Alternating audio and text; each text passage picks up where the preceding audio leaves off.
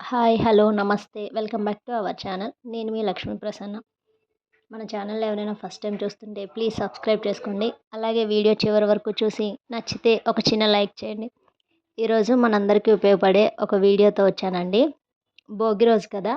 భోగి రోజు మనమైతే భోగి పనులు వేస్తాం. వీటిని ఎవరికి వెయ్యాలి? ఆడపిల్లలకి వెయ్యాలా? మగ పిల్లలకి వెయ్యాలా? ఏ వయసు వారికి వెయ్యాలి? ఎన్ని నెలల పిల్లలకి వెయ్యాలి? చిన్న పిల్లలకి వేయొచ్చా? ఏ వయసు వరకు వేయాలి?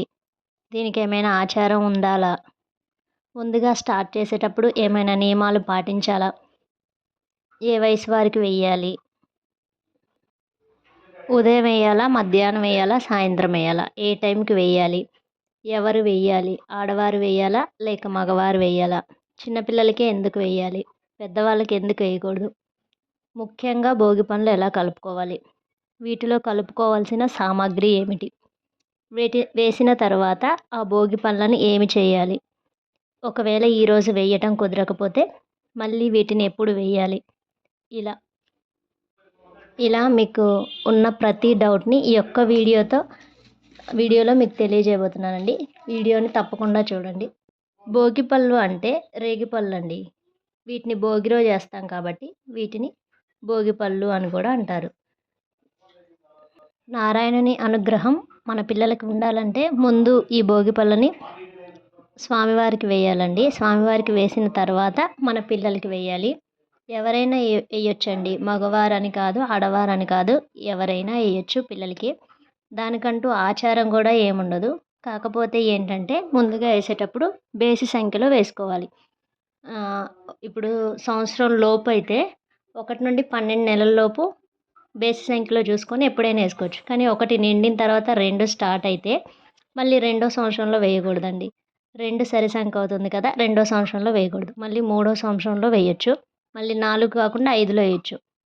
మీరు ఒకవేళ మూడో సంవత్సరంలో మొదలు పెడితే అప్పుడు వేసేసుకోవచ్చు. నెలల పిల్లలకి కూడా వేసుకోవచ్చు.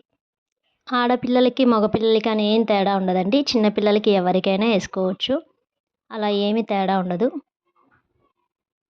ముందుగా భోగి పళ్ళని ఎలా కలుపుకోవాలంటే ఇలా ఒక బౌల్ తీసుకొని, అది ఎలాంటిదైనా ఏం కాదండి, స్టీల్దే తీసుకోవాలి, ప్లాస్టిక్ అలా ఏమీ ఉండదు. ఏదైనా తీసుకొని అందులో కొంచెం పసుపు కుంకుమ వేసి అందులో మనం ముందుగా తీసుకున్న భోగి పళ్ళు ఉంటాయి కదండి, ఇవి ఇలా తీసుకోవాలి.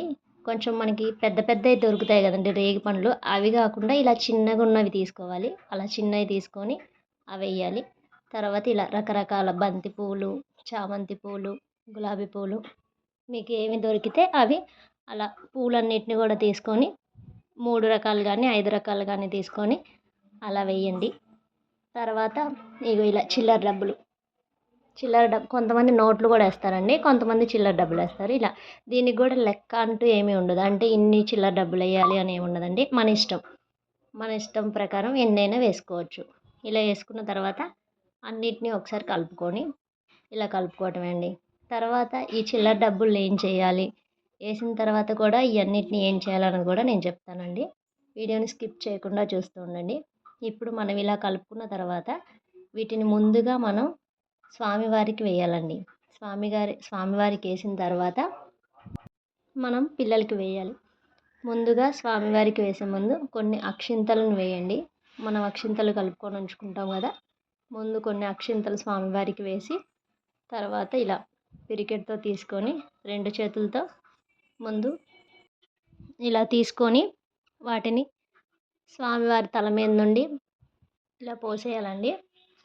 ఇలా పోసిన తర్వాత కొంతమందికి రేగి పండ్లు దొరకకపోవచ్చండి. అంటే చిన్నవి కాకుండా పెద్దవి ఉంటాయి కదా, ఒకవేళ పెద్దవైనా తీసుకొని, లేకపోతే మన ఇంట్లో శనగలు ఉంటాయి కదా, అవి నైట్ శనగలు నానబెట్టుకొని పొద్దునకి ఆ శనగల్ని కూడా వాటిని కూడా వేయచ్చండి.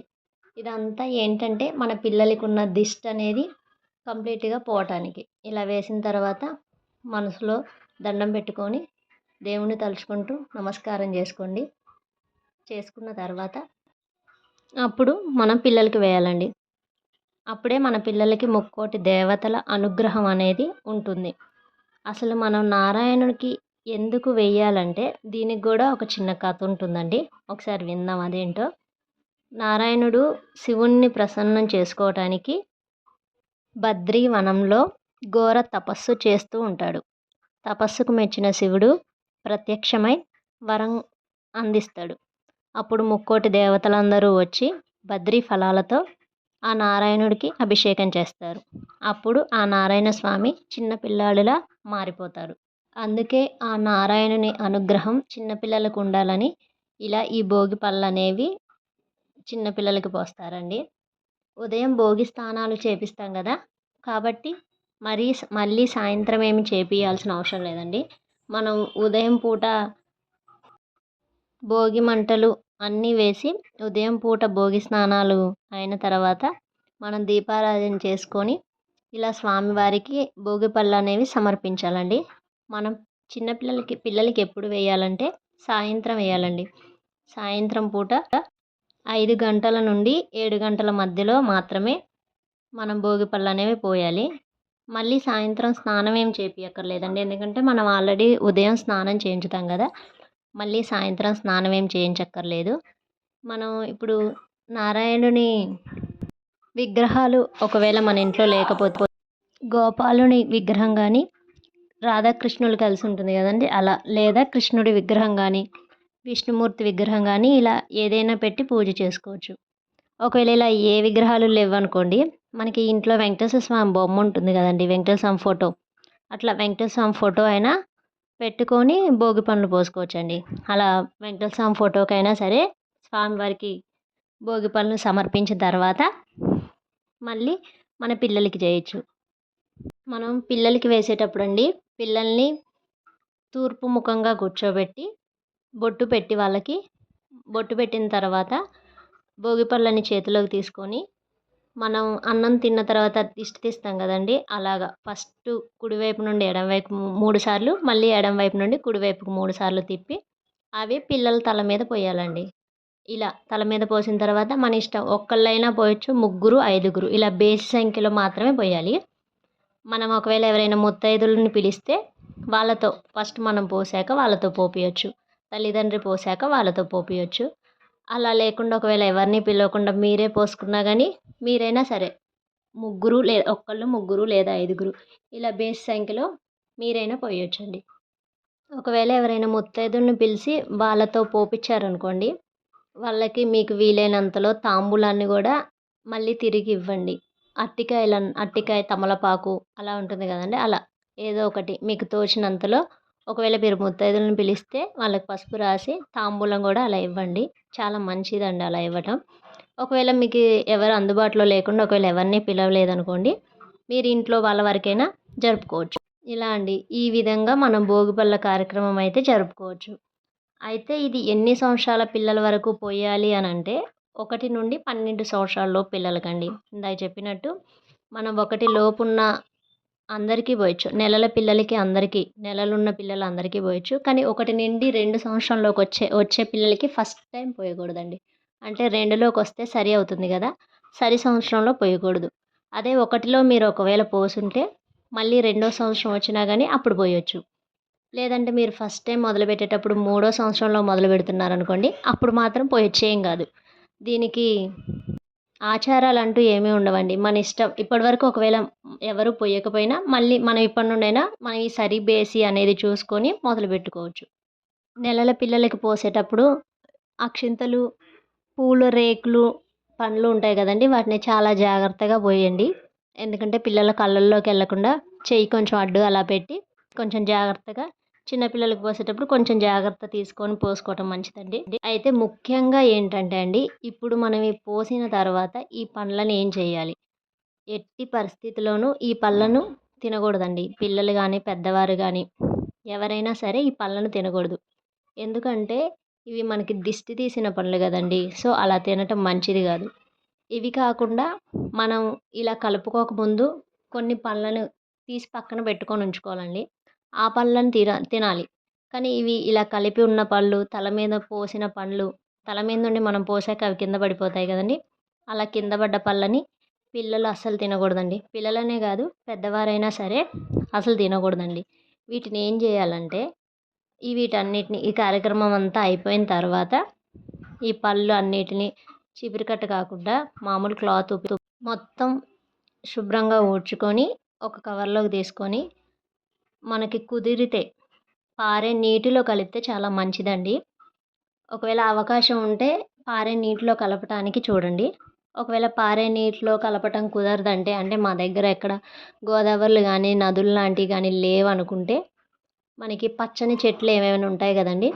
ఆ పచ్చని చెట్లు మొదట్లో వేయటం గూడా చాలా మంచిదండి. అలా అయినా ఎయచ్చు. ఇందులో మనం కాయిన్స్ ఏసాం గదండీ! ఆ కాయిన్స్‌ని ఏం జేయాలంటే పేదవాళ్ళు ఉంటారు గదండీ! మనకెవరైనా కనిపిస్తూ ఉంటారు గదా! డబ్బుల కోసం. డబ్బులు కావాలి అని అడుగుతూ ఉంటారు గదా! సో, వాళ్ళకి ఈ కాయిన్స్‌ని ఇవ్వండి. కుదిరితే పిల్లలతో ఇప్పించండి. లేదా మీరైనా ఇవ్వచ్చు. ఇవ్వండి. కొంతమంది నోట్లు గూడా వేస్తారు గదండీ! ఆ నోట్లనైనా సరే అలా వారికివ్వండి. ఇంకా మన పిల్లలతో ఇప్పిస్తే ఇంకా మంచిదండి. ఒకవేళ పిల్లలు మీకు అందుబాటులో లేరనుకుంటే మీరు బయటికెళ్ళినప్పుడు ఎప్పుడైనా ఒకవేళ కనిపిస్తే మీరైనా సరే ఇవ్వండి. ఇప్పుడు మనం భోగి రోజు ఇలా భోగి పళ్ళు పోసాం కదండీ! కొంతమందికి కుదరకపోవచ్చు భోగి రోజు పోయటం. ఒకవేళ అలా కుదరకపోతే ఏం జేయాలంటే, నెక్స్ట్ డే సంక్రాంతొస్తుంది గదండీ! నెక్స్ట్ డే సంక్రాంతి రోజైనా సరే ఉదయం పూజ చేసుకొని, స్వామివారికి పోసిన తర్వాత సంక్రాంతి రోజు సాయంత్రం 5-7 మధ్యలో 5 గంటల నుండి 7 గంటల మధ్యలో పిల్లలకి పోయొచ్చండి. అలా అయినా ఏం గాదు. ఒకవేళ భోగి రోజు ఎవరికైనా కుదరకపోతే, కుదరని వాళ్ళు ఉంటారు గదండీ భోగి రోజు. అలా కుదరని వాళ్ళు ఎవరైనా ఉంటే సంక్రాంతి రోజైనా పోయొచ్చండి. సేమ్ మనం ఎలా అయితే ఈ చెప్పిన ప్రాసెస్ ఉందిగా సేమ్ అదే ప్రాసెస్‌లో భోగి రోజు కుదరని వారు సంక్రాంతి రోజు సాయంత్రమే పోయాలండి. సంక్రాంతి రోజు సాయంత్రం పోయండి.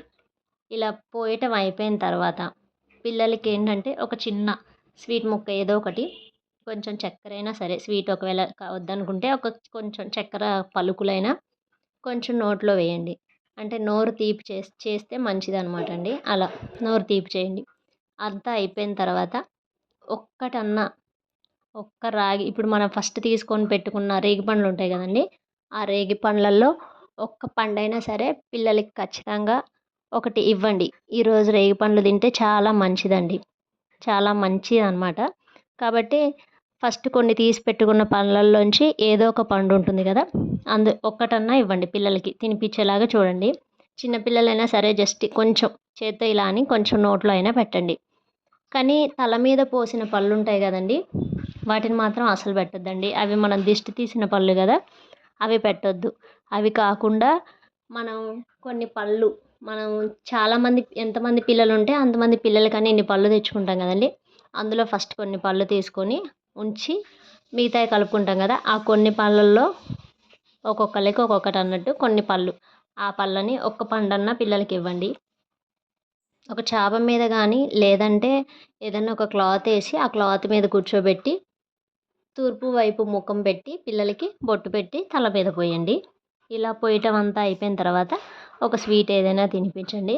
తర్వాత ఖచ్చితంగా ఒక భోగిపండు, ఒక రేగిపండు అనేది ఒకటి తినిపించండి. సూర్యభగవానుడికి గూడా ఈ పండంటే చాలా ఇష్టమండి. అందుకనే కనీసం ఒక్కటైనా ఖచ్చితంగా పిల్లలకి తినిపియాలండి. సూర్యభగవానుడికి బాగా ఇష్టమైన ఫలమండి. దీనినే ఆరాక ఫలం అని గూడా అంటారు. ఇదే రేగి పండునే ఆరాక ఫలం అని కూడా అంటారనమాట. సూర్యభగవానుడికి కూడా ఇది చాలా ఇష్టమనమాట. సో, ఇలా అండి. ఇలా చిన్న పిల్లలకి బాగా మంచిగా పోసుకొని చక్కగా జరుపుకోవాలండి. ఇలా చేయటం వల్ల పిల్లల మీద ఏదైనా దిష్టి ఉన్నా గానీ చాలా వరకు తొలగిపోతుంది.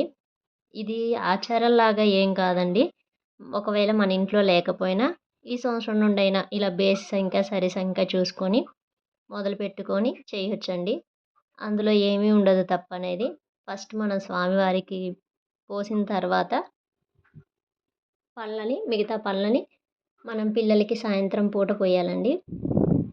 పొయ్యటం అయిపోయిన తర్వాత మళ్ళీ తలస్నానం ఏం చేయించక్కర్లేదండి. ఎందుకంటే మనం ఉదయం తలస్నానం చేయించుతాం గదా!